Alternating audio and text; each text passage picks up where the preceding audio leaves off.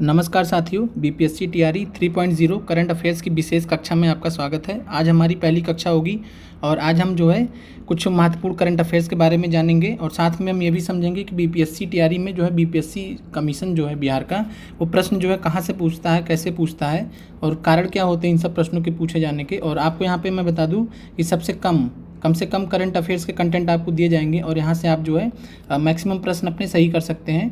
बस आपको एक चीज़ का ध्यान रखना होगा, सभी लोग जो भी ये वीडियो देख रहे हैं, कि आप लोगों को यहाँ पे जो चीज़ें बताई जा रही हैं आपको बस उतना ही ध्यान रखना है। पीडीएफ में अगर पढ़ेंगे तो आप पीडीएफ बहुत लंबा रहेगा, आप उसको कवर नहीं कर पाएंगे और यहाँ पे जितनी भी इंपॉर्टेंट चीज़ें रहेंगी, महत्वपूर्ण चीज़ें रहेंगी उस करंट अफेयर से रिलेटेड, वो आपको यहाँ पे समझाया जाएगा और बताया जाएगा। और बगैर करंट अफेयर्स के इस बात को आप भी समझते हैं कि 1 नंबर 2 नंबर से कटा आपका पार नहीं होता। कारण ये होता है कि करंट अफेयर्स में आपके, अब जीएस पार्ट सेकंड की बात करें तो 8 में से 5 प्रश्न गलत हो जाते हैं, कभी कभी 6 गलत हो जाते हैं। तो इस चीज़ को आपको ध्यान रखना। बाकी आगे चलकर हम आपको, जितने भी अभ्यर्थी हमारे चैनल से जुड़े हुए हैं, करंट अफेयर्स को स्पेशली डील करने का, कि कई सर्कमस्टांसेस होते हैं परीक्षा में, आपने मान लीजिए सब कुछ पढ़ के गए फिर भी नहीं समझ में आ रहा है, तो हम हर एक तरीके को हम आगे चल के डिस्कस करेंगे। लेकिन अभी हम पढ़ाई की बातें कर रहे हैं तो इसलिए हम कंटेंट पे भी फोकस कर रहे हैं और आप लोग भी अपना पढ़ाई कर रहे हैं अच्छे से।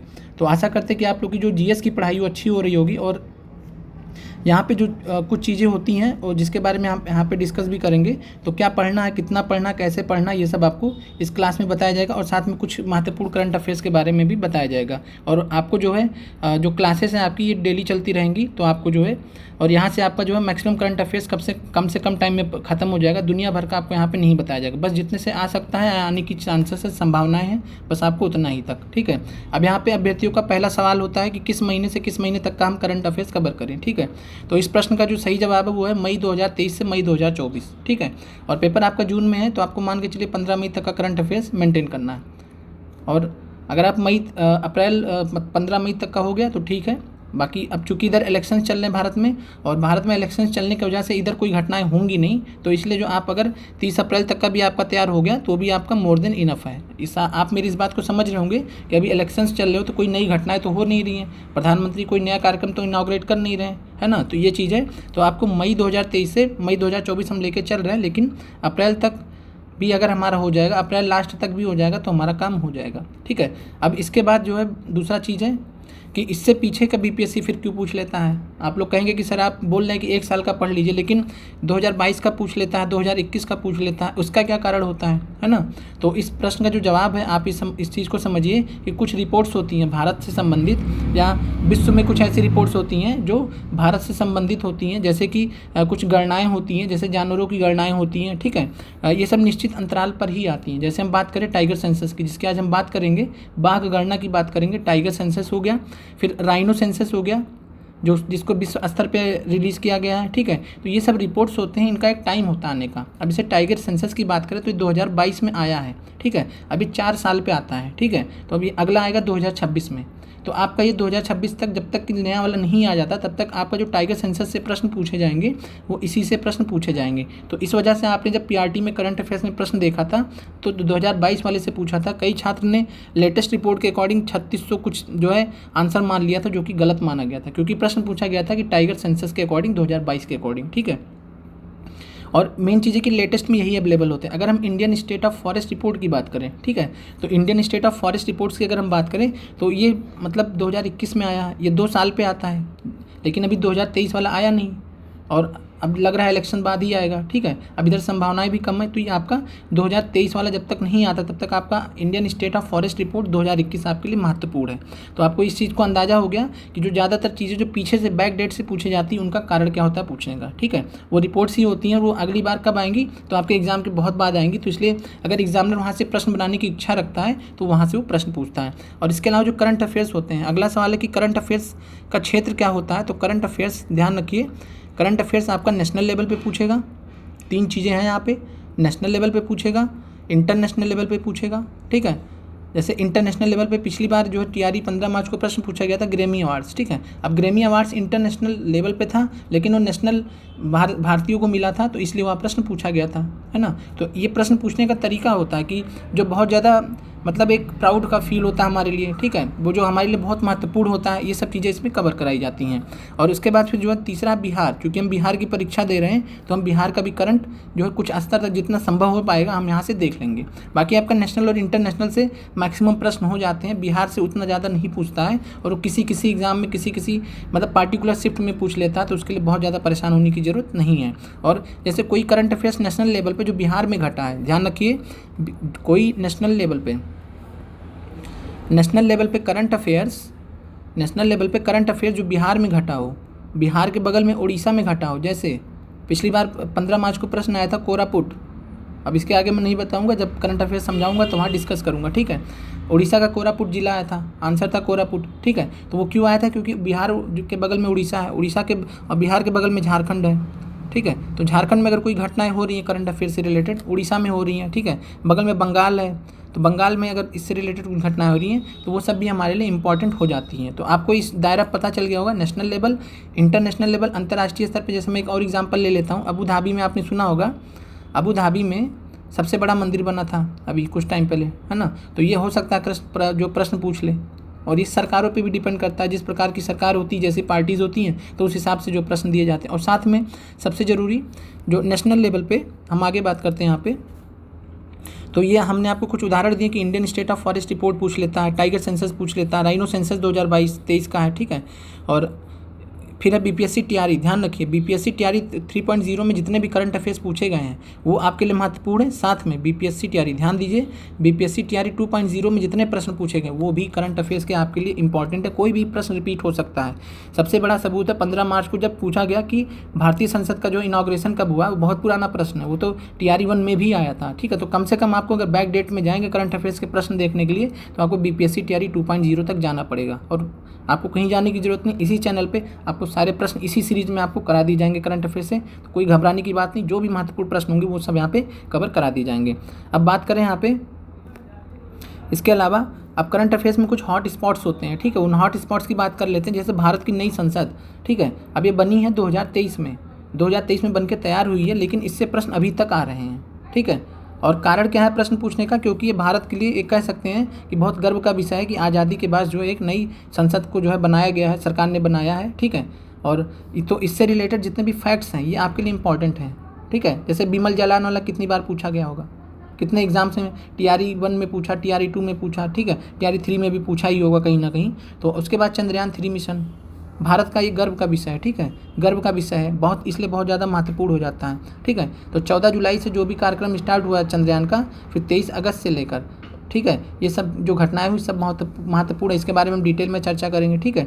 और इसके बाद आदित्य L1 मिशन है, 2 सितंबर को ये रिलीज मतलब लॉन्च किया गया, फिर इसको जो है जनवरी में एक पार्टिकुलर डेट का मैं बताऊंगा नहीं, ठीक है। आप करंट क्लास देख रहे हैं, अगर आपने पढ़ा है, सुना, देखा है, तो आप करंट अफेयर्स में बता सकते हैं कि कमेंट में जाके बता सकते हैं कि आदित्य L1 मिशन को जो है क्या मतलब ये अपनी कक्षा में कब पहुंचा है, जो L1 पॉइंट पे कब पहुंचा है, जो L1 लग्रांजे पॉइंट है यहाँ पे ये किस डेट में पहुँचा है, तो वो आपके लिए इंपॉर्टेंट हो गया, ठीक है। अब ये आदित्य L1 पीछे से भी पूछ सकता है, बाकी इससे रिलेटेड कौन डायरेक्टर है, कौन निदेशक है, ठीक है, ये सब प्रश्न भी पूछे गए हैं। तो इन सब चीज़ों को हम कक्षा में ध्यान रखेंगे, और ये प्रश्न कभी पुराने नहीं होंगे, ध्यान रखिएगा, कम से कम टीआरई 3 के लिए पुराने नहीं होंगे। एक साल आप पीछे जाएंगे तो चंद्रयान एक साल के अंतर्गत आता है आपका, है ना। 14 जुलाई आपको मई से मई कवर करना है, 14 जुलाई को आदित्य L1, 2 सितंबर को एक साल के अंतर्गत आता है। गगनयान भी आपका इससे रिलेटेड जो है कई सारे अपडेट्स आ रहे हैं, तो वो सब हमारे लिए महत्वपूर्ण है, प्रश्न भी पूछे गए थे। ग्रैमी अवार्ड्स, ठीक है, भारतीय लोगों को मिला तो गर्व का विषय है, तो इसलिए ग्रैमी अवार्ड्स के बारे में पूछा, ठीक है। इसी प्रकार के जो आपको करंट अफेयर्स की इस सीरीज में आपको कराए जाएंगे। फिर उसके बाद बीपीएससी टीआरई में पूछे गए सभी करंट अफेयर्स को हम लोग देखेंगे, ठीक है।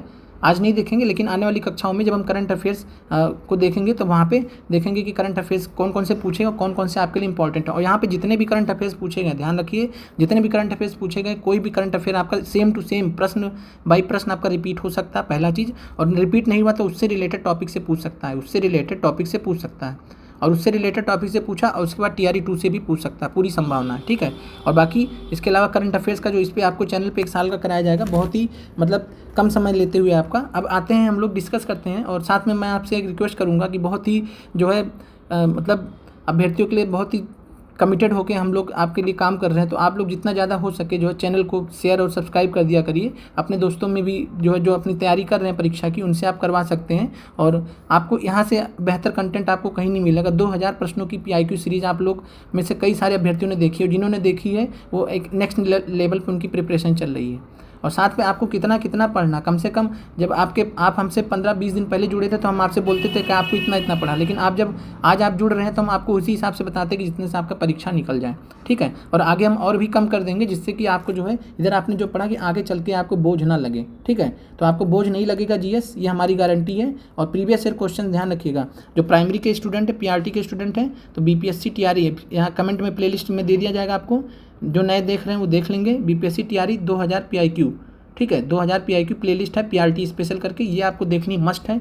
और साथ में जो GS पार्ट सेकंड के स्टूडेंट्स हैं, तो GS पार्ट सेकंड के जो भी अभ्यर्थी हैं, इनको BPSC TRE GS part second playlist है, उसको आपको पूरी देख डालनी। जितने भी प्रश्न आपके BPSC TRE 1 TRE 2 TRE 3 में जितने भी शिफ्ट में आपके प्रश्न पूछे गए सब कराए गए हैं। प्लस पॉइंट आपको BPSC PCS के जितने भी प्रश्न पूछे गए जो आपके काम के, सब नहीं, जो आपके काम के हैं, जहाँ से प्रश्न हूबहू पूछा गया है, इतिहास में पूछा गया, भूगोल में पूछा गया है, ठीक है, और क्या नाम है, इन सब सब्जेक्ट्स में पूछा गया, तो आपको वो सब कुछ कराया गया है। और इस चैनल से आपको जुड़कर जो है आपके नंबर डेफिनेटली, अगर आपके पिछली बार 60 आ रहे थे तो आपके 80 से 90 नंबर तक बढ़ सकते हैं, 70 आ रहे तो आपके 90 से 100 के बीच में बढ़ सकते हैं, 20 से 30 नंबर बहुत आराम से बढ़ जाएंगे। और साथ में जो GS पार्ट सेकंड में जो भी अभ्यर्थी संघर्ष कर रहे हैं, जो हम कई सारे अभ्यर्थियों ने हमसे बात भी किया, और हम भी इस चीज़ को समझते हैं कि GS पार्ट सेकंड में जिसका बैकग्राउंड नहीं होता है सब्जेक्ट्स का, वो जो है मात खा जाता है। किसी के 10 नंबर आते, किसी के 15 आते, किसी के 20 आते, और यही आपको बाहर कर देता है, आपका 5 नंबर से नहीं रह जाता है, ठीक है। तो इसलिए जो है अब आपका जो है एक नुकसान बहुत बड़ा हो जाता है, फिर आप अगली बार के लिए संघर्ष के लिए जो है खड़े हो पाते हैं, कई बार नहीं खड़े हो पाते हैं। जो हमारी बहनें हैं वो अपना कई बार तैयारी कर पाती, कहीं नहीं कर पाती हैं, तो आपको जो है हमारी चैनल से पूरा यथासंभव जितना प्रयास है सब कुछ जो है आप ही के लिए चैनल समर्पित है। तो आप लोग इस चीज़ को समझिए और ज़्यादा से ज़्यादा जो है चैनल को शेयर कीजिए, जो भी अभ्यर्थियों को इसकी ज़रूरत है और जो सही तरीके से तैयारी करना चाहते हैं। अब हम बात करते हैं बाघ गणना 2022 की, ठीक है। ये हमारा आज पहला टॉपिक है, और चूंकि पुराने टॉपिक्स हैं तो पुराने टॉपिक्स को कवर करना जरूरी है। अगर हम इसको छोड़ देंगे तो प्रश्न आएगा, गलत हो जाएगा, तो हम रिस्क नहीं लेना चाहते इस प्रकार का। तो यहाँ पे आपका, ठीक है, पहला आपका टाइगर सेंसस। और ध्यान रखिएगा जो भी PDF के चक्कर में पड़ेगा, PDF मिल जाएगा आपको चैनल पे 1-2 दिन बाद, ठीक है। लेकिन आप वहाँ से कितना चीज़ पढ़िएगा, लेकिन यहाँ जो जितना हम आपको बता दिए, अब यहाँ पर लिखा 32,588 स्थानों पर कैमरा लगाएगा, ये नहीं जानना आपको, इससे कोई इंटरेस्ट नहीं है, ठीक है। भारत के 20 राज्यों के वन आवासों को शामिल नहीं जानना है, ठीक है। लेकिन अब यहाँ दिया गया है तो आपको यहाँ पे रखा गया है। तो टाइगर सेंसस 2022 में आपको जो इंपॉर्टेंट फैक्ट्स ध्यान रखें, बस उतने ही पढ़ाए जाने हैं, ठीक है। और वही आप अगर देख लेंगे तो वही आपका काम हो जाएगा। मन हो आप लिख लीजिए, बाकी आपको PDF दे दिया जाएगा। ये पूरी PDF जो यहाँ पे हम दिखा रहे हैं आपको दे दी जाएगी। तो टाइगर सेंसस 2022 पहला चीज़ कि इसको जारी कौन करता है, इसको प्रिपेयर कौन करता है, ठीक है। तो ये इसको प्रिपेयर करने का काम है NTCA का, नेशनल टाइगर कंजर्वेशन अथॉरिटी। अभी आगे हम इनके बारे में देखेंगे, ठीक है। 2005 में संस्था बनाई गई। जो भी फैक्ट्स हम बता रहे हैं वो सभी इंपॉर्टेंट है, ठीक है। हम आगे अभी इनके बारे में देखेंगे। आइए, जो बाघ गणना 2022 इसका बैकग्राउंड क्या था रिलीज होने का। तो भारत के प्रधानमंत्री द्वारा जो है भारत की बाघ गणना 2022 का जो है 5वां चक्र, कौन सा 5वां चक्र, 5th साइकिल, ये ध्यान रखना आपको कि 5वां चक्र था कि आंकड़े जारी किए गए थे, जिसमें पिछले 4 वर्षों से 6.7% की वृद्धि को दर्शाया गया है। तो पहला चीज़ है कि बाघ गणना जो कितने सालों पे आती है, तो प्रत्येक 4 वर्ष पे, ठीक है। और ये 2006 से शुरू हुआ, 2010 में आया, फिर 2014 में आया, ठीक है, फिर 2018 में आया, फिर 2022 में आया। तो आप पहला याद रख लीजिए कि 2006 में आया था, बस बात खत्म। और क्यों 2006 में आया, क्योंकि 2005 में NTCA ही बना। जब NTCA 2005 में बना तो पहला करने में टाइम तो लगेगा ना, गिनती करने में टाइम लगेगा। तो 2006 में पहला आया, और तो NTCA 2005 और 2006 से पहला सेंसस, फिर 4 साल बाद 2010, 2014, 2018, 2022। तो आपका ये 5वां चक्र है, 5वां साइकिल है ये, और इसके बाद 2026 में आएगा। तो इतनी चीज़ें आपको क्लियर हो गई। और यहाँ पे जो कितनी वृद्धि हुई है, तो 6.7% वृद्धि, ये आपको ध्यान रखना है। आगे बढ़ते हैं।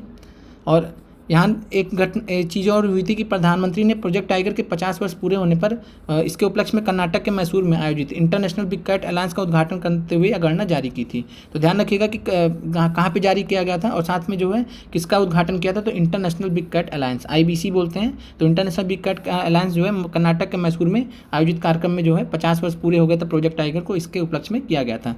और 50 वर्ष पूरे हुए थे, इसका मतलब प्रोजेक्ट टाइगर भारत में कब लागू किया गया था, तो 1973 में, ठीक है, 1973 में। और साथ में हम आपकी जीएस की भी तैयारी करते चलेंगे, तो घबराना नहीं है, आराम से, ठीक है, आराम से करिए, कोई दिक्कत वाली बात नहीं है। बस ये कि वीडियो को आप पूरा देखिए और कमेंट और लाइक ज़रूर करिए, जिससे आने वाले अभ्यर्थियों को भी हेल्प मिल सके। आपकी हो रही है तो आने वालों की भी मिले, और आप लोग कमेंट जरूर करें, और जिससे हमको भी प्रेरणा मिले और हमको भी लगे कि आप लोग की क्लास वाकई में अच्छी लग रही है, हमको एक अपडेट फीडबैक मिल पाए कुछ भी। तो 1973 में आपका जो है प्रोजेक्ट टाइगर जो है इसको भारत में लागू किया गया था। प्रोजेक्ट टाइगर को सबसे पहले किस जो है नेशनल पार्क में, राष्ट्रीय उद्यान में लागू किया गया था? जिम नेशनल पार्क, ठीक है, तो जिम कॉर्बेट नेशनल पार्क, तो जिम कॉर्बेट राष्ट्रीय उद्यान में, ठीक है, तो जिम कॉर्बेट राष्ट्रीय उद्यान, जिम कॉर्बेट नेशनल पार्क, और ये भारत का पहला नेशनल पार्क है, ठीक है, तो भारत का पहला राष्ट्रीय उद्यान है, जिसको हम हेली राष्ट्रीय उद्यान के नाम से जानते हैं, हेली राष्ट्रीय उद्यान के नाम से जानते हैं।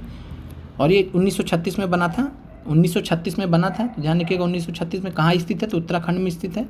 आगे हम जो है इन्वायरमेंट की क्लासेस में डिटेल में देखेंगे। तो जिम कॉर्बेट में 1973 में शुरुआत हुआ था, उसके बाद जो 50 वर्ष पूरे होने पे 2023 में जो है यहाँ पे कर्नाटक के मैसूर में इंटरनेशनल बिग कैट अलायंस की भी घोषणा की गई प्रोजेक्ट टाइगर के 50 वर्ष पूरे होने पे।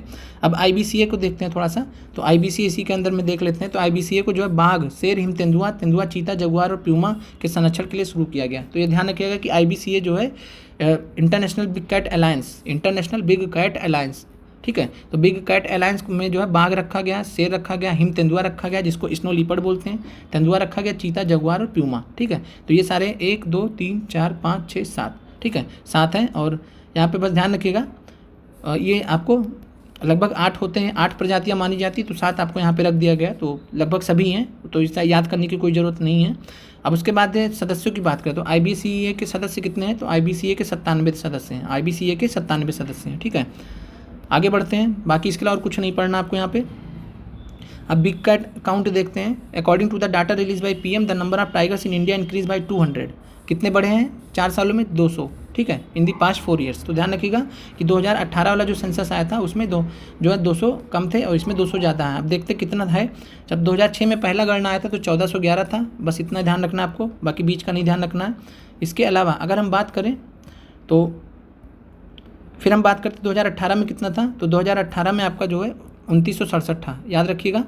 और वैसे भी 2022 वाला पूछा गया था, तो 2022 में 3167 है और 200 बढ़ा है, 200 बढ़ा है तो 2967 माइनस कर दीजिए, तो वैसे भी याद करने की भी जरूरत नहीं, ठीक है। तो 3167 आपको ध्यान रखना है। बाघों की गणना कितनी है भारत में 2022 सेंसस के अकॉर्डिंग, टाइगर सेंसस के अकॉर्डिंग? तो 3167, 3167, ये ध्यान रखिएगा। आगे बढ़ते हैं। फिर इसके बाद यहाँ एक इंपॉर्टेंट पॉइंट है कि पहली बार 2022 वाला जो टाइगर सेंसस है, पहली बार हुआ है कि टाइगर रिजर्व में टाइगर कॉरिडोर और गिर के जंगल, जिसमें एशियाई शेर रहते हैं, तो गिर के जंगल, एशियाई शेर भारत में केवल एक ही जगह पाए जाते हैं। कहाँ पाए जाते हैं? तो गिर के जंगल में, जो गुजरात में स्थित है। और एशियाई शेर जो है इनके लिए जो है पहली बार टाइगर रिजर्व, टाइगर कॉरिडोर और गिर के जंगल जिसमें एशियाई शेर रहते हैं, 1 आवरण का आकलन किया गया, ठीक है। 1 आवरण का मतलब होता है फॉरेस्ट कवर, कि ऐसे जंगल जिन क्षेत्रों में ये भी रहते हैं, इससे पहले इनको कवर नहीं किया जाता था, तो इनको भी जो है इनका भी आकलन किया गया है। तो टाइगर कॉरिडोर का, टाइगर रिजर्व का, साथ में गिर के जंगलों का भी जो है 1 आवरण का आकलन किया गया है। फिर है ये इंपॉर्टेंट नहीं है, फिर आगे बढ़ते हैं। ये इंपॉर्टेंट आपका ध्यान रखिएगा। अरुणाचल प्रदेश के पक्के टाइगर रिजर्व में, तो पक्के टाइगर रिजर्व का नाम पहली बात तो एक पाखुई टाइगर रिजर्व भी है, तो पाखुई आ जाए तो घबराना नहीं है। पाखुई टाइगर रिजर्व या पक्के टाइगर रिजर्व एक ही है और ये अरुणाचल प्रदेश में स्थित है। और पक्के टाइगर रिजर्व ये यूपीएससी प्रीलिम्स में पूछा गया, तो आप समझ सकते हैं कहीं भी पूछ सकता है। और इसमें सबसे अधिक लगभग 97% 1 आवरण है, ठीक है। तो टाइगर रिजर्व की हम बात करेंगे तो अरुणाचल प्रदेश के पक्के टाइगर रिजर्व में सबसे अधिक लगभग 97% 1 आवरण है। आगे बढ़ते हैं। महत्वपूर्ण चीज़ की जो है कितनी वृद्धि हुई है, और यहाँ पे जो है माफ़ कीजिएगा हम थोड़ा सा जो है Indian state of forest report पे आ गए थे, वो कोई बात नहीं, अभी हमने कोई इसमें बहुत ज़्यादा चर्चा नहीं किया है, ठीक है। अब यहाँ पे आते हैं हम लोग, टाइगर जो अपना हमारा चल रहा था करंट अफेयर्स का पहला पॉइंट। तो 2018 से 22 के बीच में बाघों की संख्या में 200 की वृद्धि हुई है। वर्तमान में बाघों की संख्या 3167 है, ठीक है, और 2018 में 2967 थी। आगे बढ़ते हैं। और 2018 से 22 के दौरान कितनी बढ़ी है, तो 6.7% बढ़ी है, ठीक है। पहले 33% बढ़ी थी 14 से 18 के बीच में, लेकिन 18 से 22 के बीच में 6.7% ही बढ़ी है। फिर आगे बढ़ते हैं। और यहाँ पे जो है महत्वपूर्ण तथ्य है कि भारत में बाघों की गणना करता कौन है, तो भारत में राष्ट्रीय बाघ गणना जो है कौन करता है, तो राष्ट्रीय बाघ संरक्षण प्राधिकरण, NTCA, national tiger conservation authority, ठीक है। तो नेशनल टाइगर कंजर्वेशन अथॉरिटी, और इसको 2005 में स्थापित किया गया था, ठीक है। तो इनका जो है बस इतना ध्यान रखना और किसी का नाम नहीं ध्यान रखना है। फिर है, अगर हम बात करें तो वैज्ञानिक नाम क्या है टाइगर का, तो पैंथेरा टाइग्रिस है। और इसके अलावा हम जो है बात करें तो भारत में टाइगर रिजर्व कितने देख लेते हैं, तो NTCA के अकॉर्डिंग ये गलत है, ठीक है। जो लेटेस्ट रिपोर्ट है इसके अकॉर्डिंग 55 टाइगर रिजर्व्स हैं। और अगर हम बात करें 55वां टाइगर रिजर्व कौन सा, तो नोट कर लीजिएगा आप, 55वां टाइगर रिजर्व कौन सा है, तो ये धौलपुर करौली टाइगर रिजर्व, धौलपुर करौली, यहाँ पे मैं लिख दे रहा हूँ धौलपुर करौली। और ये कहाँ पे है tiger reserve, Dholpur Karauli tiger reserve, और ये राजस्थान में स्थित है। तो ये आपको ध्यान रखना कि 55वां ध्यान रखना है। और पहला टाइगर रिजर्व मैंने आपको बताया ही था कि जिम कॉर्बेट नेशनल पार्क था, या वहाँ पे जो है सबसे पहले प्रोजेक्ट टाइगर को इम्प्लीमेंट किया गया था, ठीक है। तो प्रोजेक्ट टाइगर को सबसे पहले कहाँ लागू किया गया था, 1973 में जिम कॉर्बेट में। और 55वां टाइगर रिजर्व भारत का कौन सा है, तो धौलपुर करौली टाइगर रिजर्व राजस्थान में, ठीक है। तो ध्यान रखना है। और अगर बात करें तो सबसे बड़ा मुख्य क्षेत्र के आधार पर आंध्र प्रदेश का नागार्जुन सागर श्रीशैलम टाइगर रिजर्व जो है सबसे बड़ा है। भारत का सबसे बड़ा टाइगर रिजर्व कौन सा है, तो नागार्जुन सागर श्रीशैलम टाइगर रिजर्व, याद रखना आपको। सबसे छोटा टाइगर रिजर्व भारत का कौन सा, तो मुख्य क्षेत्र के आधार पर असम में ओरांग टाइगर रिजर्व, ये आपका सबसे छोटा है। तो ध्यान रखना है ओरांग टाइगर रिजर्व कहाँ है, असम में है। और बाकी जो है इसमें PRT के लिए इंपॉर्टेंट है, तो जो नंबर वाइज है कि कौन से कहाँ पे, तो हम आगे PRT स्पेशल में डिस्कस कर लेंगे। यहाँ से आगे बढ़ते हम लोग। और प्रोजेक्ट टाइगर की बात करें तो 1973 में इसको लागू किया गया था, ठीक है। और NTCA की बात करें तो 2005 में इसको बनाया गया था। और कैसे बनाया गया था, तो NTCA का गठन जो है वन्य जीव संरक्षण अधिनियम वाइल्ड लाइफ प्रोटेक्शन एक्ट 1972 के तहत बनाया गया था। फिर एक ध्यान रखिएगा कंजर्वेशन एश्योर्ड बाघ मानक क्या होता है, कंजर्वेशन एश्योर्ड टाइगर स्टैंडर्ड्स, ठीक है। तो CATS ये भी प्रश्न पूछे गए हैं कई बार। तो ये मानकों का एक समूह है जो बाघ स्थलों को यहाँ निर्धारित करने में सक्षम बनाता है कि क्या उनके प्रबंधन में बाघ संरक्षण सफल होगा, ठीक है। बस इतना ध्यान रखना, CATS conservation assured tiger standards, तो ये जो है बाघों के प्रबंधन से संबंधित है। और एक प्रश्न ऐसे पूछा गया था कि बाघ आरक्षित क्षेत्रों में क्रांतिक बाघ आवास क्रिटिकल टाइगर हैबिटेट के अंतर्गत सबसे बड़ा क्षेत्र किसके पास है, तो नागार्जुन श्रीशैलम जो सबसे बड़ा टाइगर रिजर्व है भारत का। अब यहाँ पे आगे बढ़ते हैं। अब आते हैं हमारे दूसरे टॉपिक पे, और हमारा दूसरा टॉपिक है Indian state of forest report. और फिर अगला बात करें तो यहाँ पे Indian state of forest report ISFR 2021, ठीक है। 2021 में आया था, ये 2 साल पे आता है, और अगला 2023 में आएगा। तो यहाँ पे ध्यान रखना आपको कि 1540 वर्ग किलोमीटर अतिरिक्त कवर जो है भारत में वृद्धि हुई, ठीक है। तो कितना वृद्धि हुआ पिछले वाले के 2019 के रिपोर्ट के मुकाबले भारत में, तो 1540 वर्ग किलोमीटर का जो है जो फॉरेस्ट कवर है, वन आपका जो आवरण है वो बढ़ा है। तो ध्यान रखना वन और वृक्षों के आवरण में वृद्धि हुई है। और साथ में अगर बात करें भारत का वन क्षेत्र कितना है, तो भारत का वन क्षेत्र कुल 7,13,789 वर्ग किलोमीटर है। ये नहीं पूछेगा, परीक्षा में पूछेगा क्या कि ये भारत के भौगोलिक क्षेत्र का कितना प्रतिशत जो है भारत का वन क्षेत्र है ISFR 2021 के अकॉर्डिंग। तो आपको ध्यान रखना कि वन आवरण की जब बात करेगा तो 21.71, ठीक है। और 2019 में 21.67 था, तो थोड़ा सा बढ़ा है। और अगर हम बात करें यहाँ पे तो ध्यान रखिएगा कि चलिए आगे बात कर लेते हैं, आगे है। और यहाँ पे जो है आपको ध्यान रखना है कि किसने भारत वन स्थिति report Indian state of forest report किसने जारी की थी, तो Indian state of forest report जो है जारी की थी ministry of environment forest and climate change, केंद्रीय पर्यावरण वन और जलवायु परिवर्तन मंत्रालय ने। तो ये आपको ध्यान रखना कि रिलीज़ कौन करता है, केंद्रीय पर्यावरण वन और जलवायु परिवर्तन मंत्रालय, ठीक है, भारत सरकार की तरफ से। और ये जो है भारत वन स्थिति रिपोर्ट 2021 हिंदी में बोलते हैं, और Indian state of forest report English में बोलते हैं, ठीक है। और इसके अलावा अगर हम बात करें तो सबसे ज़्यादा जो है किस में बढ़ा है, किन किन राज्यों में बढ़ा है, तो अगर बात करें तो आंध्र प्रदेश में सबसे ज़्यादा वृद्धि हुई है फॉरेस्ट कवर में, वन आवरण में, तेलंगाना में, फिर उड़ीसा में, फिर कर्नाटक और झारखंड में। तो आपको बस जो है सब शुरू के 3 ध्यान रखने, ATO करके आप ध्यान रख लीजिए, ATO, ठीक है, ATO। तो सबसे ज़्यादा अगर परसेंटेज की बात करें कि कितना ज़्यादा वृद्धि सबसे ज़्यादा किस में हुई है, क्षेत्र किस में बढ़ा है, तो आंध्र प्रदेश में सबसे ज़्यादा क्षेत्र बढ़ा है पिछले रिपोर्ट के मुकाबले, फिर तेलंगाना में, फिर उड़ीसा में। आगे बढ़ और बात करें हम भारत वन स्थिति रिपोर्ट 21 के बारे में समझते हैं। और ये ध्यान रखिएगा कि भारत के वन और वृक्ष आवरण का आकलन है, तो वन आवरण भी बताता है और वृक्ष आवरण भी बताता है, तो ध्यान रखिएगा। और इस रिपोर्ट को द्विवार्षिक रूप से 1-2 साल में एक बार भारतीय वन सर्वेक्षण, बहुत इंपॉर्टेंट है, फॉरेस्ट सर्वे ऑफ इंडिया द्वारा प्रकाशित किया जाता है। तो किसके द्वारा प्रकाशित किया जाता है, भारतीय वन सर्वेक्षण, फॉरेस्ट सर्वे ऑफ इंडिया। फिर एक पहला कब जारी किया गया था, तो 1987 में पहला सर्वेक्षण जारी हुआ था। और 2021 में भारत वन स्थिति रिपोर्ट ये 17वां प्रकाशन है। तो याद रखिएगा Indian state of forest report ये 17वां पब्लिकेशन है, 17वां, पहला जो है 1987 में था, 2-2 साल पे आता है। आगे बढ़ते हैं। और 2021 की विशेषताएं क्या थी, तो इसमें पहली बार टाइगर रिजर्व टाइगर कॉरिडोर और गिर के जंगल जिसमें एशियाई शेर रहते हैं उनका भी वन आवरण का आकलन किया गया था। और यहाँ पे अगर हम बात करें तो जो है पिछले 10 वर्षों में अगर 2019 से 21 की बात करें तो जो है 1540 वर्ग किलोमीटर के अतिरिक्त कवर के साथ देश में वन और वृक्षों के आवरण में वृद्धि जारी है। तो ये प्रश्न पूछा जाएगा कि कितना बढ़ा है, तो 1540 वर्ग किलोमीटर, ये ध्यान रखना है आपको। फिर भारत का सबसे महत्वपूर्ण, ये आपको ध्यान रखना पॉइंट, भारत का वन क्षेत्र कितना है, तो भारत का वन क्षेत्र कुल भौगोलिक क्षेत्र का 21.71% है। ठीक है, और साथ में यहाँ आपको एक चीज़ और भी ध्यान रखना कि कुल वन आवरण कितना है, कुल वन आवरण, ठीक है, टोटल फॉरेस्ट कवर, तो कुल वन आवरण भारत में कितना है, तो 21.71%, नोट कर लीजिए इसको। और उसके बाद करें कुल वृक्ष कवर, ठीक है, तो वृक्ष आवरण कितना भारत में, तो वृक्ष आवरण है 2.91%, 2.91%। अगर हम इसको जोड़ दें दोनों को तो कुल हमारा आ जाएगा 24.62। तो अगर आपसे पूछेगा कि कुल भारत में वन और वृक्ष आवरण को मिला के जो कुल आवरण कितना है भारत में, तो वृक्ष जो है, तो आपका आंसर हो जाएगा 24.62%। ठीक है, तो कुल आवरण आपका जो है भारत में कितना हो जाएगा, 24.62%। और जिसमें से 21.71 है कुल वन आवरण है जो जंगल वाले हैं, और कुछ जो है 2.91 वृक्ष आवरण है, ठीक है, जो जंगल से अलग स्थित है। और ये आपको ध्यान रखना। आगे बढ़ते हैं। और सबसे ज़्यादा जो है वृद्धि कौन दर्शाया है, तेलंगाना, तेलंगाना के बाद आंध्र प्रदेश और फिर उड़ीसा। ठीक है,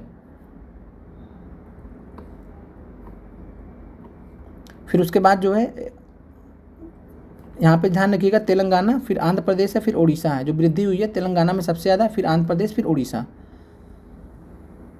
और इसके अलावा आपको ये पॉइंट ध्यान रखना बहुत महत्वपूर्ण है। क्षेत्रफल की दृष्टि से पूछा जाता है कि मध्य प्रदेश देश में सबसे बड़ा वन क्षेत्र है। ठीक है, क्षेत्रफल की दृष्टि से देखा जाए तो क्षेत्रफल में कितना ज़्यादा क्षेत्रफल में वन है, तो मध्य प्रदेश नंबर 1 पर है।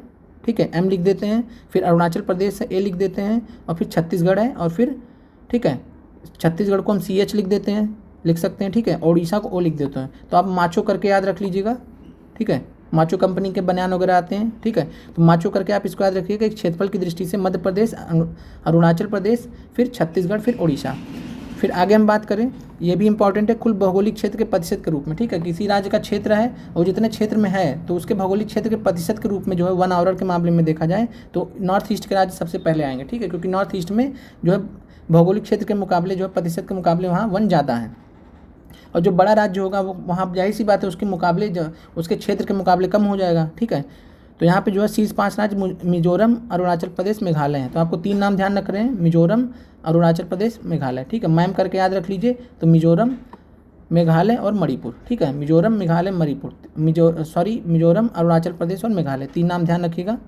और बाकी इसके अलावा जो यहाँ पे फैक्ट ध्यान रखिएगा, जलवायु परिवर्तन पर राष्ट्रीय कार्य योजना NAPC। ठीक है, ये जो इसके बारे में पूछा जाता है तो 2014 में इसको लागू किया गया था। बाकी हम डिटेल में PRT की कक्षाओं में देखेंगे। फिर जो है कैंपा फंड्स होते हैं, तो ये सब आपको करंट अफेयर्स के लिए नहीं देखना। अब आते हैं स्टेट ऑफ राइनो रिपोर्ट 2023 पे। ठीक है, तो स्टेट ऑफ राइनो रिपोर्ट 2023 बहुत महत्वपूर्ण है, पूछा नहीं गया, पूछ सकता है। पहला सवाल कि इसको रिलीज़ कौन करता है, पब्लिश कौन करता है, तो इसको रिलीज़ करता है इंटरनेशनल राइनो फाउंडेशन, IRF।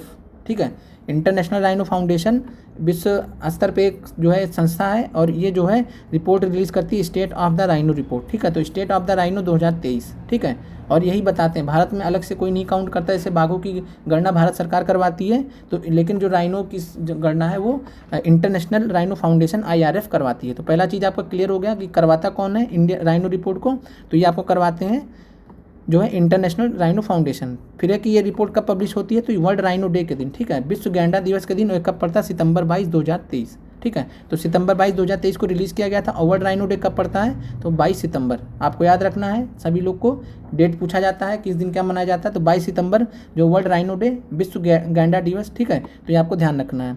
और इसको किसने अनाउंस किया था, तो वर्ल्ड वाइल्ड लाइफ फंड। ठीक है, 2010 में अनाउंस किया गया था। ये सब नहीं पूछेगा आपसे, बस इतना ध्यान रखना कि कब करा जाता है, तो 22 सितंबर को, 22 सितंबर को मनाया जाता है। और साथ में IRF इंटरनेशनल राइनो फाउंडेशन ने इसको रिलीज़ किया है।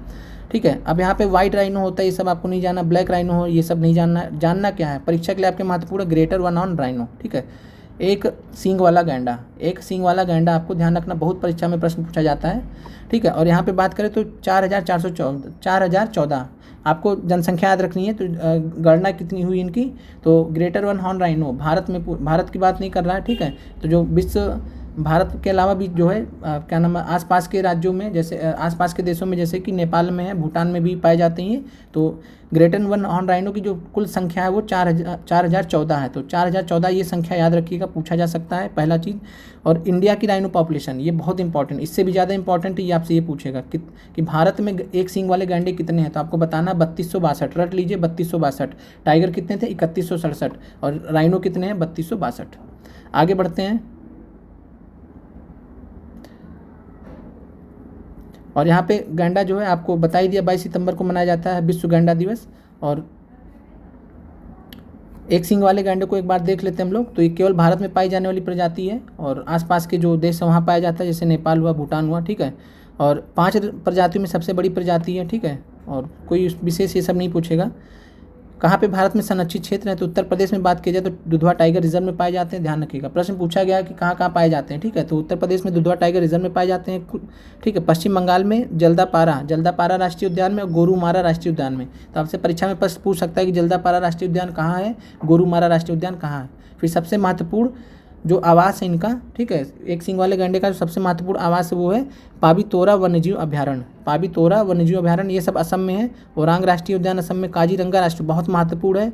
ये प्रश्न पूछा गया था बीपीएससी तैयारी में कि जो है भारत के किस राज्य में जो है, मतलब भारत के किस राज्य में मतलब राज्य कह रहे हैं, असम में जो है किस जगह पे जो सबसे ज़्यादा गैंडे पाए जाते हैं। तो असम आंसर था। और असम में भी अगर बात करें तो काजीरंगा राष्ट्रीय उद्यान में गैंडों की अधिकतम संख्या 2400, सोचिए 3200 है, 2400 यहीं पे हैं। तो यहाँ पे बहुत ज़्यादा यहाँ पे दिक्कत भी होती है इसकी वजह से, और इनको इसीलिए इनको रिलोकेट किया जा रहा है। जो आसपास के जो क्षेत्र हैं वहाँ पे रिलोकेट भी किया जा रहा है। फिर मानस राष्ट्रीय उद्यान ध्यान रखिएगा, यहाँ पे भी पाए जाते हैं। और अगर हम बात करें तो इनका जो है अवैध शिकार किया जाता है सींगों के लिए, आवास को क्षति पहुँचती है, अनुवांशिक विविधता में कमी भी है, ठीक है। और एक ही जगह पे सब पड़े हुए हैं और मेन चीज़ें 2400 एक ही जगह पे हैं काजीरंगा राष्ट्रीय उद्यान में। फिर हम बात करें तो इनको बचाने के लिए जो है इंडियन राइनो विजन 2020 में लाया गया था। तो ध्यान रखिएगा 2005 में लॉन्च किया गया था और 2020 इंडियन राइनो विजन 2020, इतना ही ध्यान रखना आपको। और फिर आप यहाँ पे चीज़ें रिपीट हो रही हैं कि इंटरनेशनल राइनो फाउंडेशन ने state of the rhino report 2023 प्रकाशित थी, ठीक है। और बस आपको यहाँ पे यही चीज़ ध्यान रखनी है। और भारत में ध्यान रखना कितना, 4014, ठीक है। एक सींग वाले गैंडे भारत में 4014 है, जिसमें से 3262 भारत में है और 2400 उसमें से जो है आपके काजीरंगा में है, ठीक है, काजीरंगा में है। तो आपकी जो आज की क्लास यहाँ पे ख़त्म होती है। और ये एक हिसाब से थोड़ा इंट्रोडक्टरी क्लास थी, ताकि आपको एक आइडिया लगे, आपको आइडिया समझ में आए कि कैसे करंट अफेयर्स को डील किया जाता है। तो आप समझ गए होंगे कि करंट अफेयर्स को पढ़ने का तरीका क्या होता है। सब कुछ नहीं पढ़ना होता है, जो महत्वपूर्ण होती हैं चीज़ें या फिर जो स्टैटिक जीके का पार्ट होता है वो हमारा जीके में भी कवर हो जाए, जीएस में भी कवर हो जाए, उसको ध्यान में रख के हम पढ़ते हैं। तो मिलते हैं अगले वीडियो में कल, और कल हम इसके आगे डिस्कस करेंगे, जो आपको मिशंस बताए गए उनको डिस्कस करेंगे। उसके बाद फिर आपकी रेगुलर जो करंट अफेयर्स की क्लासेस बहुत स्पीड में आपकी स्टार्ट हो जाएंगी और ज़्यादा दिन नहीं चलेगा करंट अफेयर्स की क्लास, उसके लिए परेशानी होना, कम से कम करंट अफेयर्स में आपका काम हो जाएगा, ठीक है। और आप लोग जो यहाँ पे इंपॉर्टेंट चीज़ें बताएगी उसको जरूर नोट कर लें, और बाकी आपको पीडीएफ दे जाएंगे। लेकिन मेन बात है कि आप कितना, जगह आप वीडियो देख ही रहे तो कितना मतलब पीडीएफ आप जो है डाउनलोड करिएगा, तो ज़्यादा बेहतर होगा कि आप ऐसे पॉइंट वाइज बना के लिख सकते हैं। बाकी आपको पीडीएफ जो है 1-2 दिन में चैनल पर डाल दी जाएगी। तो मिलते हैं अगले वीडियो में। आप लोग का देखने के लिए बहुत बहुत धन्यवाद।